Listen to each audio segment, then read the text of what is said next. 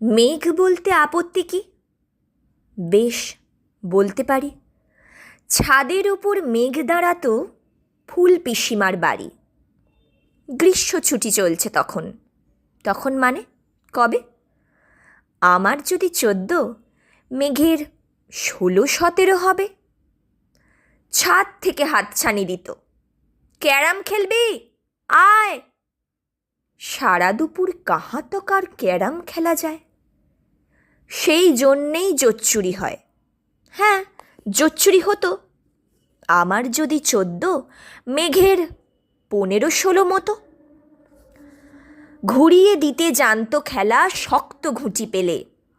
জায়গা মতো সরিয়ে নিত আঙুল দিয়ে ঠেলে। শুধু আঙুল, বোর্ডের ওপর লম্বা ফ্রকের ঝুল ঝপাং ফেলে ঘটিয়ে দিত ঘুঁটির দিক ভুল। এইখানে না ওখানে, এইটা না ওইটা।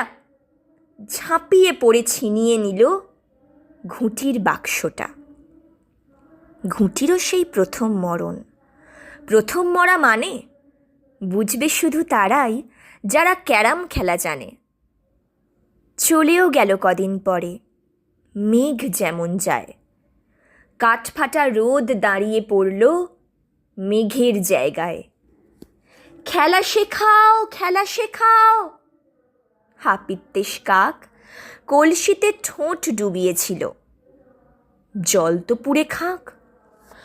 খাক হওয়া সেই কলসি আবার পরের বছর জলে ভরল কেমন তোমায়? থাম, ওসব কি কেউ বলে? আত্মীয় হয়, আত্মীয় হয়। আত্মীয় না ছাই? স্পষ্ট করে বলো এবার, সব জানতে চাই।